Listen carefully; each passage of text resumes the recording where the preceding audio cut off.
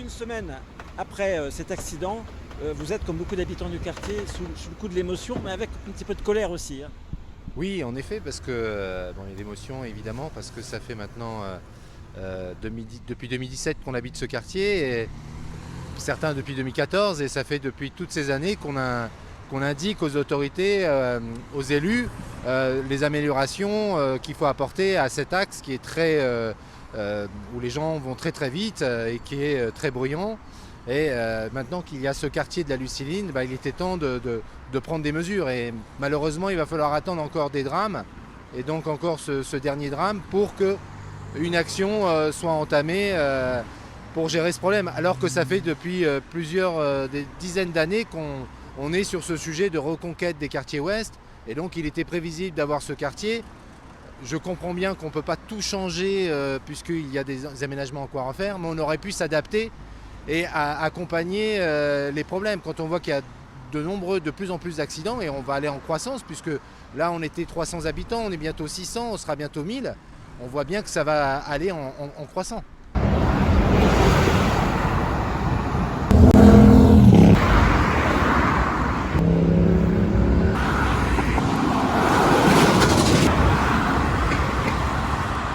C'est un quartier qui est entouré, comment on pourrait appeler ça, d'autoroutes urbaines, hein. Il y a de chaque côté. Oui, c'est vraiment presque une tragédie-comédie, c'est-à-dire qu'on sait que ce quartier est enclavé, hein, c'est le problème, et bien on l'enclave davantage, puisque maintenant on est coupé à peu près dans tous les coins, entre Dormois, Lesseps, Riboudet et Angot.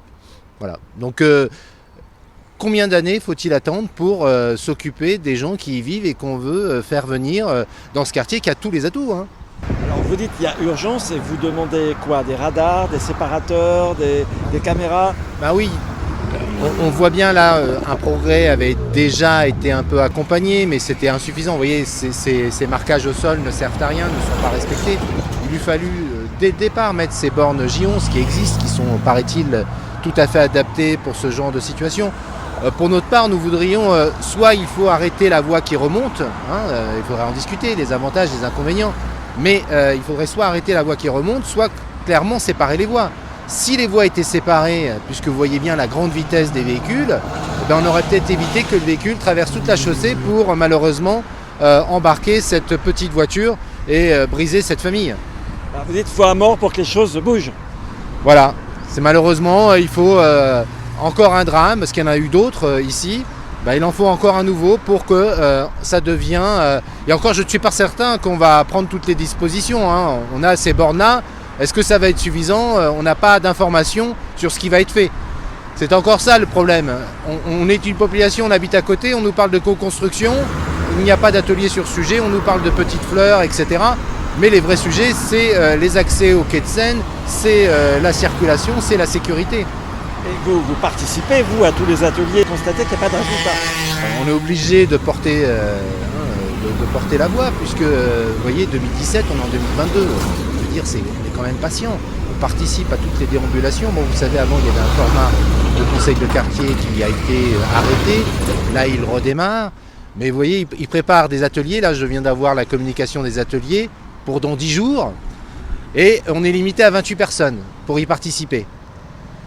C'est quand même une grande agglomération. Et c'est pour tous les quartiers ouest. On ne sait pas faire un atelier, enfin vous voyez ce qui était avant dans les conseils de quartier, quelque chose de 4.0 qui permette à la fois le distanciel et le présentiel. Enfin, on peut avancer en 2022.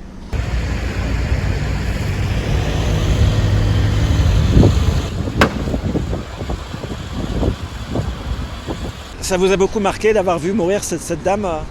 Oui, c'était tout à fait bouleversant. D'abord par le comportement des mises en cause, et j'en dirai pas davantage, mais pour cette famille qui était paisible, qui allait certainement au centre-ville et qui a eu sa vie brisée par ce comportement incroyable. On a vraiment tout fait avec les habitants du quartier pour sécuriser le site en attendant que les secours arrivent. J'ai participé avec d'autres pour ramener tous les témoignages de ce véhicule qu'on a vu passer avant dans le quartier jusqu'à l'accident. Bon, on a donné des témoignages à la police et on n'a pas été recontacté, mais on a des photos, on a différents éléments.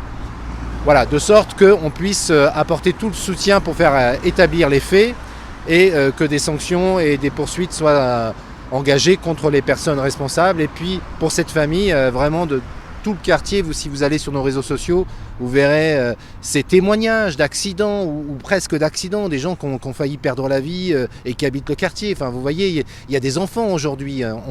On est complètement décalé par rapport ou déconnecté par rapport aux réalités. On a 1000 habitants qui vont être là avec des enfants et on ne prend pas ce sujet au sérieux. Il faut vraiment le prendre de front. Et donc on voulait, vraiment la famille voulait, enfin les habitants voulaient apporter leur solidarité, leur soutien et je ne sais pas ce qu'on peut faire pour cette famille. On souhaite que quelque chose soit fait pour cette famille, vraiment tellement que ce drame nous a ébranlés.